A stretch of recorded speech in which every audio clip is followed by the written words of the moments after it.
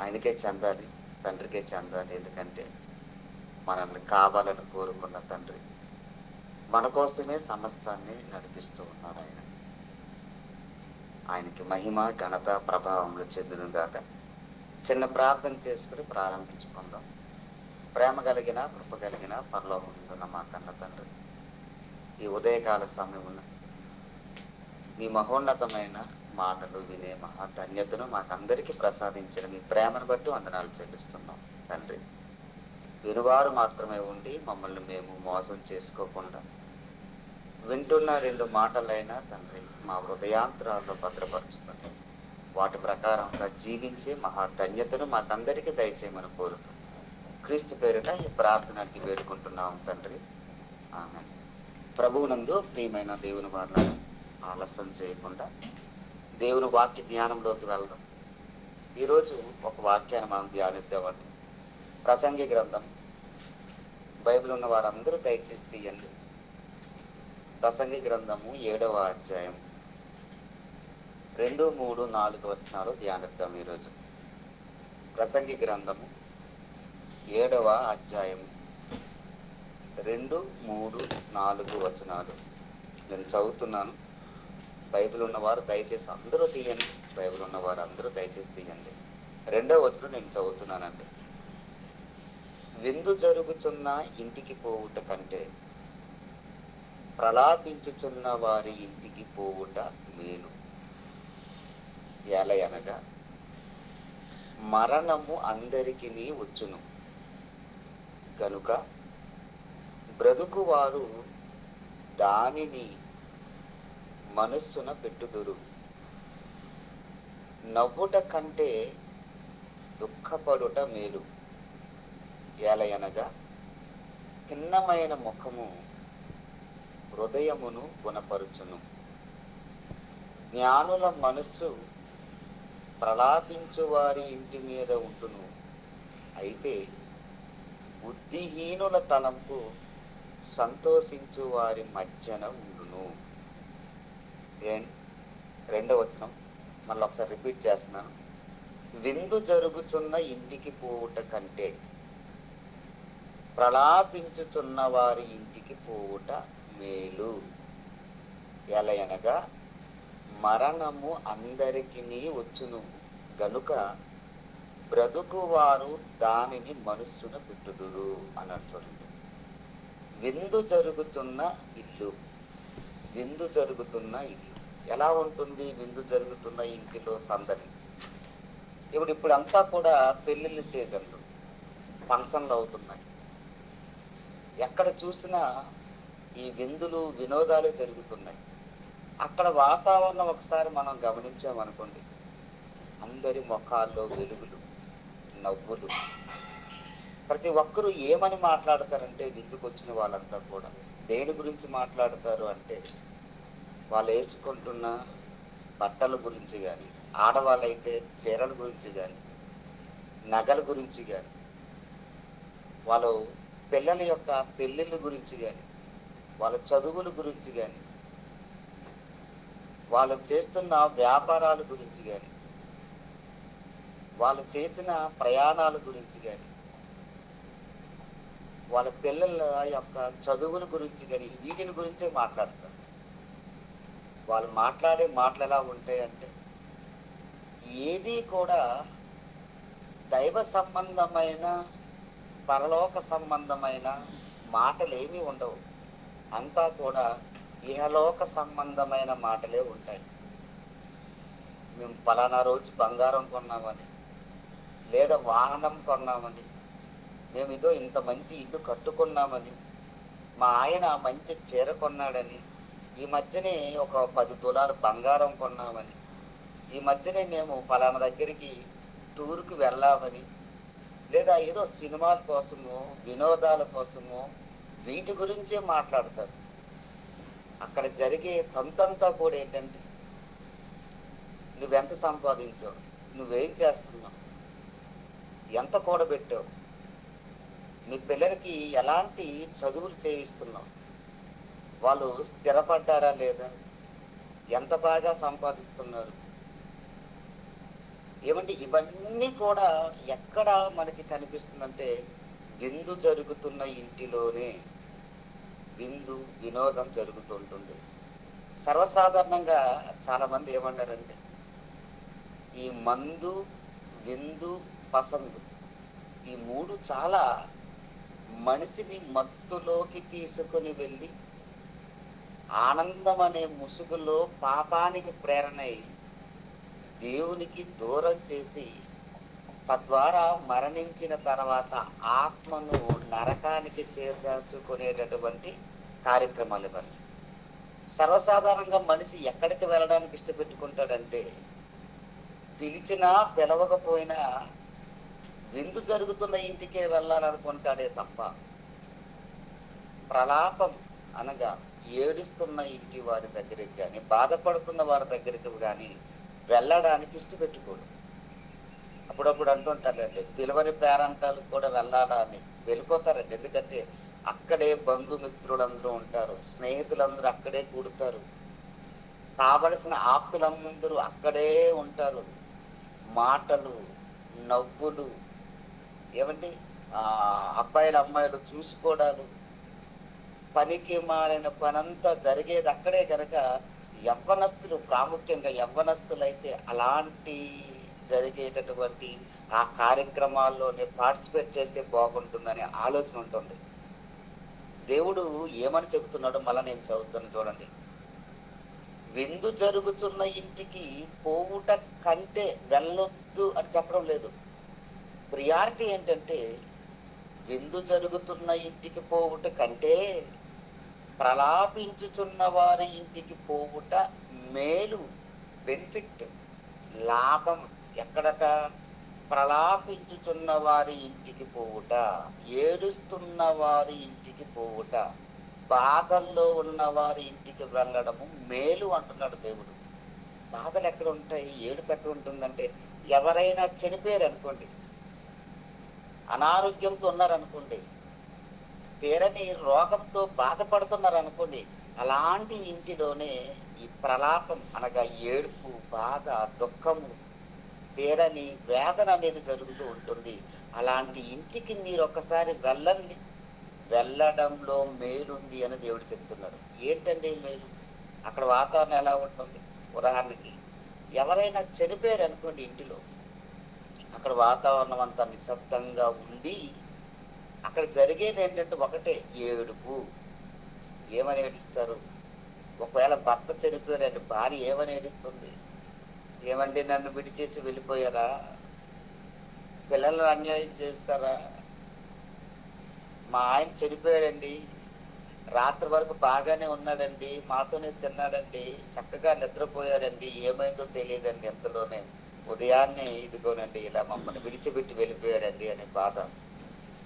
అక్కడ వచ్చిన వాళ్ళందరూ వాళ్ళ మనసులు చూడండి, వాళ్ళ తన ముఖాలు చూడండి, వాళ్ళ తన ఆలోచనలు గమనించండి. అందరూ దుఃఖముతో నిండినటువంటి ఆ ముఖాలు మనకి కనిపిస్తాయి, బాధే కనిపిస్తుంది. ఈ బాధలో మనిషి దేని గురించి ఆలోచిస్తాడు? అక్కడ వినబడే మాటలు బట్టి, మా ఆయన నన్ను విడిచిపెట్టి వెళ్ళిపోయాడు, చచ్చిపోయాడు, మమ్మల్ని అన్యాయం చేసి వెళ్ళిపోయాడు. కొంతమంది ఇలాగే ఏడుస్తారు, అన్యాయం చేసి వెళ్ళిపోయాడు, ఇంకా కొద్ది రోజులు ఉంటే బాగుండు, పెళ్ళిళ్ళు చేసుకుంటారు. ఏమిటి చాలా మంది ఇదే ఇంకా. కానీ కొంతమంది, మా ఆయన నన్ను విడిచిపెట్టి వెళ్ళిపోయాడండి, చచ్చిపోయాడండి, వెళ్ళిపోయాడండి. ఏమంటే అక్కడ పరిస్థితి, ఆ వాతావరణం చూస్తే ఎలా ఉంటుందంటే, అందరి కళ్ళల్లో నీళ్లు తిరుగుతుంటాయి, అందరిలో బాధ మనకు కనిపిస్తుంటుంది. అక్కడికి వెళ్తే మనకు కొన్ని విషయాలు అవగతం అవుతాయి. ఏంటని? ఒకటి, మనిషి జీవితం శాశ్వతము కాదని మనకు ఒకటి అర్థమవుతుంది. 2, ఆయన వెళ్ళిపోయాడు, నేను కూడా ఏదో ఒక రోజు వెళ్ళిపోవాలి కదా అనే ఆలోచన వస్తుంది. ఇంకేం ఆలోచన వస్తుందంటే, మనిషి జీవితం భూమి మీద శాశ్వతము కాదు అని అర్థమవుతుంది. మనం సంపాదించిందైనా, మనతో ఉన్న వాళ్ళైనా, మన బంధువులైనా, మన స్నేహితులైనా అందరినీ ఒకరోజు ఇలానే విడిచిపెట్టి ఒంటరిగా వెళ్ళాలి కదా అన్న ఆలోచన ప్రలాపించు వారి ఇంటికి వెళితే మనకు అర్థమవుతుంది. దేవుడు ఆ విషయాన్ని చెప్పడం కోసమే విందు జరుగుతున్న ఇంటికి పోవుట కంటే ప్రలాపించుచున్న వారి ఇంటికి పోవుట మేలు అంటూ ఏమన్నాడంటే, ఎలయనగా ఎందుకు మీరు వెళ్ళాలి అంటే మరణము అందరికీ వచ్చును అని చూడండి. మరణము అందరికీ వస్తుంది. భూమి మీద పుట్టిన ప్రతి ఒక్కరికి మరణం అనేది వస్తుంది. అయితే ఈ మరణం ఏంటి? ఈ మరణంతో నీ జీవితం ముగింపు అనుకుంటున్నావా? నీ జన్మ వెనుక దేవుని సంకల్పం ఏమైనా నువ్వు తెలుసుకున్నావా? మరణించక ముందు దేవుని కోసం ఏమైనా నువ్వు చేయగలిగావా? నీ మరణానికి ముందున్న నీ జీవితం ఎలా ఉంది? మంచిగానే బ్రతుకుతున్నావా? నీతిగా బ్రతుకుతున్నావా? పాపపు జీవితం ఏవైనా జీవించావా? ఇలాంటి ఆలోచనలన్నీ కూడా ఆ మరణము జరిగే ఇంటికి వెళ్తే మనకు అర్థమవుతుంది. ఇప్పటి వరకు మాతో ఉన్నాడు, వెళ్ళిపోయాడు అనేసరికి మనకు ఒక విషయం అర్థమవుతుంది. అంటే కళ్ళ ముందున్న ఈ శరీరము ఒకరోజు నిర్జీవంగా పడే ఒక రోజు వస్తుంది. అంటే ఇప్పటి వరకు మనిషిని బ్రతికింప చేసేది, మాట్లాడింప చేసేది, ఆయనకి చేయాల్సిన పనులన్నీ చేయించి పెట్టినది ఏదో ఒకటి వెళ్ళిపోయిందన్నమాట అనే ఆలోచన ఆ మనిషి చనిపోయి బాధల్లో ఉన్న ఇంటికి వెళితే మనకు అర్థమవుతుంది. ఎందుకని మరణము అందరికీ వచ్చును అన్నారు చూడండి. మరణము అందరికీ వచ్చును కనుక కనుక మరణము అందరికీ వస్తుంది కనుక బ్రతుకువారు దానిని మనస్సున పెట్టుకుంటారు. ఆలోచిస్తాడట. ఏమని ఆలోచిస్తాడు? నేను కూడా ఏదో ఒక రోజు వెళ్ళిపోవాలి, నేను కూడా ఏదో ఒక రోజు అందరినీ విడిచి ఒంటరిగా వెళ్ళిపోవాలి, నేను కూడా నేను సంపాదించినవన్నీ ఏది పట్టుకొని పోకుండా ఇదిగో తల్లి గర్భములో దిగంబరిగా ఎలా అయితే బయటికి వచ్చాను, మరలా తల్లి గర్భములో నుండి వచ్చిన నేను మరలా దిగంబరిగానే విడిచి అన్నిటినీ విడిచి వెళ్ళిపోవాలి అనే ఆలోచన ఆ ఇంటికి వెళ్ళగానే మనకు అర్థమవుతుంది. అది మనసును పెట్టుకుంటాం, మనసును పెట్టుకుని ఆలోచిస్తాం. మనిషి జీవితం భూమి మీద శాస్త్రం కాదు అని అర్థమవుతుంది. మనిషి జీవితం చాలా పరిమితం అని అర్థమవుతుంది. మనిషి జీవితం ఒంటరి ప్రయాణం అనే విషయాలు ఇదిగో ప్రలాపించుచున్న వారి ఇంటికి వెళ్తే మనకి బోధ అర్థమవుతుంది. ఆ బాధలో మనకి బోధ అర్థమవుతుందండి. సంతోషంగా ఉన్న వారి దగ్గరికి వెళ్ళి ఏవైనా కొన్ని మంచి మాటలు చెప్పండి, ఎవడో వెంటాడు. పైగా ఏమంటాడంటే చెప్పవలే పో అంటాడు. అదే ప్రమాదములో బాధపడుతూ యాక్సిడెంట్ అయ్యి కాల్లో చేతిలో తెగిపోయి నడవలేని స్థితిలో బెడ్ మీద ఉన్నాడు అనుకోండి, మీరు ఎన్ని చెప్పినా వెంటనే ఉంటాడు. కారణం బాధ ఉంది లోపల. ఆ బాధ వలన ఆయనకి బోధ అర్థమవుతుంది. కాబట్టి ఇక్కడ వాతావరణం ఎలా ఉంటుందంటే, చనిపోయిన వారింటికి వెళ్ళేసరికి అందరి కళ్ళల్లో బాధ, దుఃఖము, ఏడుపు ఇవే కనిపించేసరికి మనకి కూడా జీవిత పరమార్థపు చివరి గమ్యం మనకు అర్థమైపోద్ది. అందుకే దేవుడు ఎక్కడికి వెళ్ళమంటున్నాడు. తర్వాత మాట చూడండి ఏమనుంది 3వ వచనంలో, నవ్వుట కంటే దుఃఖపడుట మేలు. నవ్వు 4 విధాల చేటు అంటారు. నవ్వడం, అస్తమానం నవ్వుతూ, చాలా మంది పనికి రాని మాటలు ఏవో ఆడుతూ నవ్వుతూ ఉంటారు. దాని వలన కలిగే ఆ మాటల వల్ల, ఆ చేష్టల వల్ల కలిగేది ఏంటంటే, కొంతమంది అసహించుకుంటారు. ఎప్పుడు చూడు నవ్వుతుంటదండి ఈవిడ, ఎప్పుడు చూడు ఈ నవ్వుతుంటాడు, అసందర్భ రహితంగా నవ్వుతుంటాడు అంటుంటారు. అది ఎలాంటిదంటే, నవ్వుట కంటే దుఃఖపడుట మేలు. ఎందుకంటే చిన్నమైన ముఖము, బాధల్లో ఉండే ముఖము, దుఃఖముతో ఉండే ముఖమట హృదయమును గుణపరచును, హృదయాన్ని గుణపరుస్తుంది. బాధల్లో ఉన్నవారు తమ హృదయాన్ని గుణపరచుకుంటారు. కష్టాల్లో ఉన్నవారు వాళ్ళు బాగా ఆలోచించుకుని కొన్ని నిర్ణయాలు తీసుకుంటారు. సంతోషంగా ఉన్నప్పుడు ఏది పడుతుంది మాట్లాడేస్తుంటారు, కానీ దుఃఖములో ఉన్నప్పుడు ఆచి తూచి చాలా జాగ్రత్తగా మాట్లాడుతారు. 4వ వచనం, జ్ఞానుల మనస్సు, జ్ఞానుడు జ్ఞానులు ఎవరైతే ఉన్నారో వాళ్ళ మనస్సు ఏడ్చే వారి ఇంటి మీదనే ఉంటుంది, ప్రలాపించు వారి ఇంటి మీదనే ఉండును. అయితే బుద్ధిహీనుల తలంపు సంతోషించు వారి మధ్యన ఉండును. బుద్ధి లేనోడు ఉంటాడు, ఎప్పుడు విందులు వినోదాలు ఎక్కడ జరుగుతూ అక్కడికే వెళ్ళిపోతుంటాడు, పిలిచినా పిలవకపోయినా.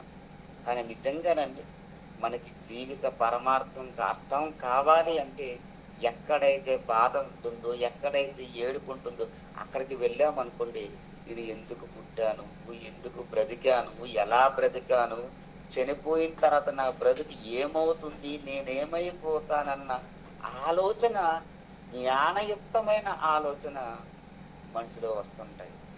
అండ్ ఇంకొక వచనాన్ని చూద్దామా? ఇర్మియా గ్రంథము 22వ అధ్యాయం చూడండి ఒకసారి. ఇర్మియా గ్రంథము 22వ అధ్యాయం. ఇర్మియా గ్రంథము 22వ అధ్యాయము 10వ వచనం చదువుతున్నానండి. ఇర్మియా గ్రంథము 22వ అధ్యాయము 10వ వచనం. చనిపోయిన వాని గూర్చి ఏడవవద్దు. ఆ మాట చూడండి, చచ్చిన వాని గురించి మీరు ఏడవవద్దు, వాని గూర్చి అంగలార్చవద్దు, వాని గూర్చి అంగలార్చవద్దు. ఎక్కువ దుఃఖించిన అవసరం లేదు. తర్వాత మాట చూడండి, వెళ్ళిపోవుచున్న వాని గూర్చి, వెళ్ళిపోవుచున్న వాని గూర్చి బహురోదనము చేయుడి అని చూడండి. శవాన్ని చూసి ఏడుస్తుంటారు, శవాన్ని చూసి ఏడుస్తుంటారు. చచ్చిపోయాడు, మరి లేదు, ఛాన్స్ లేదు. అని ఆ దేహాన్ని విడిచిపెట్టి వెళ్ళిపోయిన వాని గురించి ఒకసారి ఆలోచించండి. ఏమైపోయాడు, ఎక్కడికి వెళ్ళిపోయాడు? ఏమండి, క్రైస్తవులైతే, దేవుని నమ్మిన పిల్లలైతే ఏమని ఆలోచిస్తారంటే ఇదిగో ఈ దేహాన్ని నడిపించిన ఆత్మ వెళ్ళిపోయింది, ఇప్పుడు ఈ ఆత్మ పరిస్థితి ఏంటి? ఒకసారి ఆలోచిస్తారు, ఎలా బ్రతికాడు, ఎలా మన మధ్యన జీవించాడు, దేవుణ్ణి నమ్ముకున్న వాడేనా, దేవుని కోసం బ్రతికిన వాడేనా, నీతిగా జీవించిన వాడేనా, దేవుని కోసము సత్క్రియలు చేసిన వాడేనా అనే ఆలోచన కలిగి ఆ చావు ద్వారా ఒక పాఠాన్ని నేర్చుకుంటాడు. ఏమంటే, నేను బ్రతికుండగానే, చనిపోక ముందే దేవుడు ఎలా బ్రతకమన్నాడో, బ్రతికున్న దినాలను ఏమి చెయ్యమన్నాడో, ఏమి చేస్తే చనిపోయిన తర్వాత నాకు లాభము అన్న విషయాల మీద ఆలోచన పెట్టుకుంటాడు. అదే చెప్తున్నాడు చూడండి, వెళ్ళిపోవుచున్న వాని గూర్చి బహురోదనము చెయ్యుడి.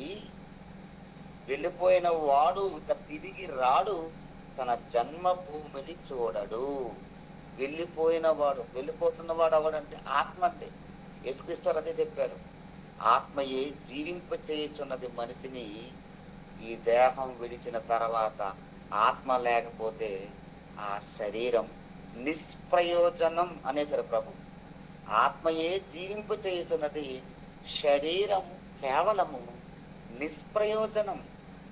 మనిషి దేనిని ఎక్కువగా ప్రేమిస్తాడంటే నిష్ప్రయోజనమయ్యే ఈ శరీరాన్ని ఎక్కువగా ప్రేమించి, ప్రయోజనకరంగా మార్చి బ్రతికినిచ్చి జీవాన్నిచ్చిన ఆత్మను గురించి మాత్రం ఎవ్వరూ ఆలోచించరు. ఒకసారి ప్రలాపించుచున్న వారింటికి నువ్వు వెళితే అక్కడ ఉన్నదేంటో, వెళ్ళిపోయినదేంటో, దేని చూసి వాళ్ళు ఏడుస్తున్నారో, అసలు దేని గురించి అంగలార్చాలన్న విషయం మనకు అర్థమవుతుంది. అదే చెప్తున్నాడు ఇక్కడ, వెళ్ళిపోవుచున్న వాని కూర్చు బహురోదనము చెయ్యుడి. గట్టిగా ఏడవండి. అసలు వెళ్ళిపోయిన ఆత్మ ఎక్కడికి వెళ్ళింది? దేవుడున్న లోకానికే వెళ్ళిందా? స్వర్గానికి తన ఆత్మ వెళ్ళుంటుందా? పరదేశకే వెళ్ళుంటుందా? లేదా ధనవంతుడు వెళ్ళిపోయిన చోటు పాతాళం, ఆ అగ్నిగుండంలోకి ఏమైనా వెళ్ళిందా? అయ్యో, ఒకవేళ ఆత్మ గనక అగ్నిగుండానికి వెళ్ళిపోతే అగ్ని ఆరక, ఆత్మ చావక, కలకాలం నిత్యాగ్ని దండన అనుభవించాలి కదా అన్న ఆలోచనతో మీరు బహురోదన చేయండి, ఆలోచించండి, మీ బ్రతుకు ఎలా ఉందో తెలుసుకోండి. అందుకే విందుల పేరిట, వినోదాల పేరిట, సందర్ల పేరిట అక్కడికి వెళ్ళిపోయి వాళ్ళతో కలిసిపోయి ఇంకా పాపములో మగ్గిపోవడం కంటే, ప్రలాపించుచున్న వారి ఇంటికి వెళ్ళి మీ జన్మ పరమార్థాన్ని తెలుసుకోండి. నేను కూడా ఏదో ఒక రోజు విడిచిపెట్టి వెళ్ళిపోవాలి కదా. వెళ్ళిపోయే ముందు నా బ్రతుకు ఎలా ఉంది, వెళ్ళిపోయే ముందు నా జీవితం ఎలా ఉంది, వెళ్ళిపోయే ముందు నేను దేవుడు నా కోసం రాసుకున్న తన సత్క్రియలు ఏవైతే ఉన్నాయో, సిద్ధపరిచాడో ఆ సత్క్రియలు నేను చేయగలుగుతున్నానా లేదా, ఎంతవరకు నేను చేయగలిగాను, ఎంతమందికి సువార్త ప్రకటించుకోగలిగాను, ఎంతమందిని ఆత్మను రక్షించి వాక్యాన్ని ప్రకటించాను, నా దేవుని కోసం నేను ఎంత ఖర్చు పెట్టాను అనే ఆలోచన ప్రలాపించుచున్న వారి ఇంటి దగ్గరికి వెళ్తే మనకు అర్థమవుతుంది. ఏమండి, చనిపోయిన తర్వాత మనిషి జీవన విధానం అనుకుంటున్న మనిషి ఏముందులేండి, రేపు చనిపోదము గనక తిందుము, త్రాగుదుము, సుఖిస్తాం, ఇవే ఆలోచనతో ఈ ప్రపంచం ఉంది ఇప్పటికి. ఒకప్పుడు నోవాహు జలప్రయంలో ఎలా అయితే ఉండేదో ఇప్పటికీ అదే ఉందని ప్రభువు మాట్లాడుతున్నాడు. చూడండి, మత్తయి సువార్త 24వ అధ్యాయం ముగించాక. మత్తయి సువార్త 24వ అధ్యాయము, మత్తయి సువార్త 24వ అధ్యాయము 37వ వచనం అండి. 37వ వచనం, నోవాహు దినములు ఎలాగుండెను, మనుష్య కుమారుని రాకడయును అలాగే ఉండును. రెండవ రాకడ కోసం ప్రభువు మాట్లాడుతూ, నేను వచ్చే ఆ రెండవ రాకడ ఎలా ఉంటుందంటే, నోవాహు దినాలు ఒకసారి జ్ఞాపకం చేసుకోండి. అప్పుడు ఎలా ఉందట, ఏమిటి ప్రపంచం, అక్కడ ఉన్న పరిస్థితులు, వాళ్ళున్న భాగం, ఆ ప్రదేశం అంతా కూడా పాపముతో మగ్గిపోయింది. భూమి అంతంతట చూస్తే నోవాహు ఒకటే నీతిమంతుడిగా కనిపించాడు. ప్రపంచమంతా పాపయుక్తముగా మారిపోయింది, పాప భూయిష్టంగా మారిపోయింది. దేవుడు పశ్చాత్తాపడుతూ నరులను చేసినందుకు తన హృదయం ఎంతో నొచ్చుకుంది, చాలా బాధపడ్డాడు. అలాంటి స్థితి ఇప్పుడు కూడా జరుగుతుంది, భూమి మీద జరుగుతుంది ఇప్పుడు కూడా. ఎలా ఉన్నారు? 38వ వచనం, జలప్రలయమునకు ముందటి దినములలో, జలప్రలయము రాక ముందు దినాలలో ఎలా ఉందట, నోవాహు ఓడలోనికి వెళ్ళిన దినము వరకు, జలప్రలయం వస్తుందని నోవాహు ప్రకటించడము, ఆత్మరూపుగా ఈయన ప్రభువు కూడా ప్రకటించడం, ఎన్ని చేసినా ఎంత చేసినా ఓడ సిద్ధమైపోయి ప్రకటన చేస్తున్న ఆ దినము వరకు వారు తినుచూ త్రాగుచు పెళ్లి చేసుకొనుచు పెళ్లికిచ్చుచు నుండి జలప్రలయము వచ్చి అందరినీ కొట్టుకొని పోవు వరకు ఎరుగకపోయిరి. అలాగుననే మనుష్య కుమారుని రాకడ కూడా ఉండును. ఎలాంటి పరిస్థితి ఉందట ఆ రోజు? తినుచు త్రాగుచు, తిన్నారు, ఆడడానికి లేచారు, త్రాగారు, గెంతడానికి లేచారు. మనుషులు ఇప్పుడు అలా ఉన్నారు చూడండి. ఎక్కడ చూడండి బిజీ లైఫ్. ఎక్కడ చూసినా ఆనందం, ఎక్కడ చూసినా దుఃఖం, క్షమించండి, ఎక్కడ చూసినా సంతోషపడటానికి, ఆనందపడటానికి ఇదే. ఎక్కడ చూడండి సందడి. ఏ విందులోకి వెళ్ళినా మందు, విందు, ఆ తర్వాత పసందు. అప్పుడున్న పరిస్థితి అలాగే ఉంది. త్రాగుతూ, విందులు చేసుకుంటూ, పెళ్లికిస్తూ సందడిగానే ఉన్నారట ఆ రోజున్న జనాంగం. అయితే జలప్రలయము వచ్చి వారందరినీ కొట్టుకుపోయేంత వరకు ఎరుగకపోయేది అసలు లేదు, సెన్స్ పని చేయలేదు. అంటే అంత మత్తులో ఉన్నారా, అంత పాపపు క్రియల్లో ఉన్నారంటే అవునని బైబిల్ చెప్తుంది. ఇప్పుడు కూడా మనుషు కుమారుని రాకడ అలానే ఉంటుంది. ఇప్పుడు అడిగే ఉంచండి, ఎక్కడ చూడండి విందులు, వినోదాలు. మనిషి ఎక్కడికి వెళ్ళడానికి ఇష్టపెట్టుకున్నాడు అనుకున్నారు? వాక్యం చెబుతాం, రండి కూర్చోండి, ఒక గంట సేపటి చెప్పండి, ఎవడు రాడు. అదే రికార్డింగ్ డ్యాన్స్ అవుతుందని చెప్పనవసరం లేదు. ఆ పాటలు, ఆ మాటలు వినిపిస్తే చాలు, మనిషి అడుగులు పరిగెడతాయి పాపపు వైపు, పాపపు ప్రపంచం వైపు. కానీ దేవుని గురించి చెప్పండి, దేవుని మాట గురించి చెప్పండి. వాళ్ళ జన్మ పరమార్థాన్ని వివరించి సువార్త ప్రకటించండి. ఏమండి, తెరలు కట్టి దేవుని పాటలు వినిపించి దేవుని మాటలు చెప్పి మేమంతా సువార్తకి వెళ్తే, నిన్న రాత్రి సువార్తకి వెళ్తే ఎంతమంది కూర్చున్నారు? మహా అయితే ఒక 20-30 మంది కూర్చున్నారు. మిగతా ప్రజలందరూ ఎక్కడున్నారో తెలుసా అండి? ఆ పక్క గ్రామాల్లో డీజేతో ఏదో అవుతుంది, అక్కడ సంబరాలు ఏదో అవుతుంటే జనాలందరూ అక్కడికి వెళ్ళిపోయారండి. ఊర్లో చూస్తే అంతా ఎంటీ, అసలు ఇల్లంతా ఖాళీ అయిపోయి కొద్ది మందే ఉన్నారు. వాళ్ళకి వాక్యం ప్రకటించి వచ్చామంట రాత్రి. చాలా తక్కువ మంది. మరి మిగతా ప్రజలందరి పరిస్థితి ఎలా ఉందంటే అందరూ వెళ్ళిపోయారు. ఒక్కడు పిల్లలేదు రమ్మని. కానీ మేము సాయంత్రం వెళ్ళి అర్ధగంట అరిసాం. అమ్మా, ఇక్కడ దేవుని మాటలు చెప్పబడతాయమ్మా. జన్మ పరమార్థం అంటే ఏంటో మీకు తెరల మీద గొప్పగా చూపబడతాయమ్మా. మనిషి పుట్టుక ఎందుకు జరిగిందో చెబుతామమ్మా. మనిషి ఎందుకు బ్రతకాలో చెబుతామమ్మా. మనిషి మరణించిన తర్వాత వెళ్ళబోయే లోకం ఎలా ఉంటుందో చూపిస్తామమ్మా. మనిషి మరణించిన తర్వాతనే నిత్యమైన జీవితం ఉందమ్మా. ఆ జీవితం కోసమే ఇదిగో భూమి మీద మనం బ్రతకాలమ్మా. అందుకే ప్రభువు వచ్చాడు, పాప క్షమాపణ కోసం తన పరిశుద్ధమైన రక్తాన్ని చిలువపై చిందించాడు. ఎలాంటి పని చేసి ఆయన మరణించి తిరిగి వెళ్ళాడు, అవన్నీ మీకు తెరల మీద చూపబడతాయని అర్ధగంట అరిచినా ఎవరు రాలేదు. కానీ ఎక్కడో దూరాన్ని వినిపిస్తున్న కొన్ని పాటలు ఉంటాయి చూసారా, ఆ పాటలు విని, ఆ శబ్దం విని అందరూ వెళ్ళిపోయారండి. అంటే ప్రపంచమంతా పాపం వైపు పరుగులు తీస్తుంది తప్ప తమ నడవడికను, తమ జీవితాలను మార్చుకొని దేవుని సన్నిధిలో ఉండడానికి కనీసం ఒక గంట సేపు మనసును నిలపలేకపోతున్నారంటే ఎంత దారుణమైన పరిస్థితి ఇప్పుడు ఉందో మీరు అర్థం చేసుకోవాలి. అదే అంటున్నాడు ప్రభు. 39వ వచనం చూడండి. జల ప్రళయము వచ్చి అందరిని కొట్టుకొని పోవు వరకు ఎరుగకపోయేది, అలాగుననే మనుష్య కుమారుని రాకడ కూడా ఉంటుంది. 42వ వచనం. కావున ఏ దినమున మీ ప్రభువు వచ్చునో, ఏ దినం, ఏ రోజు వస్తాడో ప్రభువు, ఏ దినమున ప్రభువు వచ్చునో మీకు తెలియదు కనుక మెలకువగా ఉండండి. మెలకువగా ఉండండి, అప్రమత్తంగా ఉండండి. దొంగ ఏ జామున వస్తాడో తెలియదు, ఏ రాత్రి వస్తాడో తెలియదు. అలాంటి అప్రమత్తత కలిగి మీరు బ్రతకండి. అలా మీరు చాలా అలర్ట్గా ఉండి బ్రతకండి. ప్రపంచం ఏమీ బాగలేదు.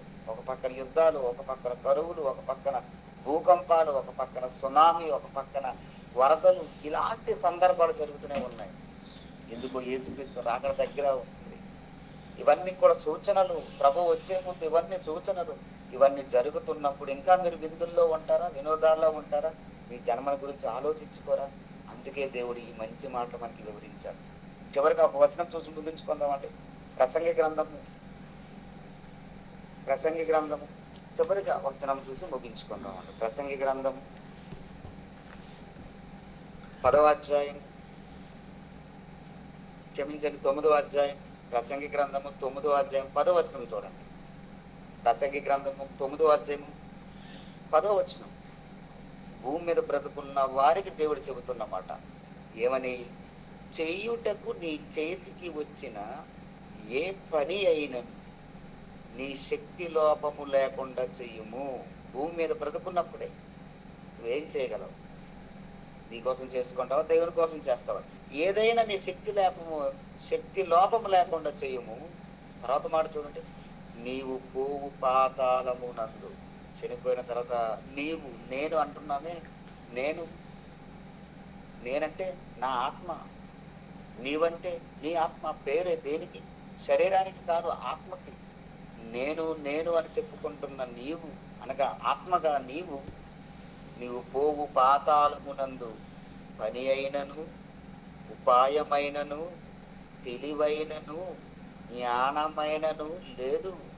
అక్కడికి వెళ్ళిన తర్వాత అయ్యో ఇది చెయ్యాలనుకున్నాను, చేద్దామనుకున్నాను, ఇది చేసుంటే బాగుండు, ఇలా బ్రతుకుంటే బాగుండు, ఆ రోజు చెప్పబడిన వాక్యం విని నేను మనసు మార్చుకుంటే బాగుండు, నా జీవితం దేవుళ్ళు భద్రపరుచుకుంటే బాగుండు, నేను విందులని వినోదాలని అనవసరంగా నా జీవితాన్ని ఖర్చు చేశానేమో, దేవుని సన్నిధిలో ఉండలేకపోయానేమో, దేవుని సువార్తలో నేను కూడా పాలు భాగస్తును కాలేకపోయానేమో అని అక్కడికి వెళ్ళి ఆలోచించుకునేంత అవసరం లేదు. అక్కడ ఏమీ ఉండదు. బ్రతుకున్నప్పుడే ఇలా బ్రతకాలి, ఇలా జీవించాలి, ఇలా దేవుని పని నేను చేయాలి, దేవుని కోసం ఆలోచించాలి. నిజమే కదా! మనిషి బ్రతుకు ఎంత ఇందులో కనబడి అంతలో మాయమైపోయి ఆవిరి వంటి వారి ఇందులోనైనా ఇలాంటి జీవితం, ఇందులోనైనా ఇలాంటి సందడ్లు, సంబరాలు చేసుకోవాలి అవసరం లేదు కదా! దేవుని కోసం పుట్టిన నేను దేవుని కోసం ఆలోచించి, ఆ దేవుడున్న లోకానికి వెళ్ళడానికి ముందు ఆయన ఇచ్చిన పని నేను ముగించాలి కదా! చక్కగా దేవుని కోసం బ్రతకాలి కదా! అనే ఆలోచన బ్రతుకున్నప్పుడే అవన్నీ కూడా జ్ఞాపకంలో పెట్టుకొని, ఆలోచించుకొని భూమి మీద దేవుడిచ్చిన ఈ ఆయుష్కాలాన్ని గడపాలి. ఎందుకంటే చనిపోయిన తర్వాత వెళ్ళి ఆ లోకంలో ఏ జ్ఞానము లేదు, ఏ ఉపాయము లేదు. అందుకే విందు జరిగే ఇంటికి పోతే మీరన్నీ మర్చిపోతారు. అంత ఆనందమే కనిపిస్తుంది. అదే చనిపోయిన వారి ఇంటికి వెళ్ళండి. బాధల్లో ఉన్న వారి ఇంటికి వెళ్ళండి.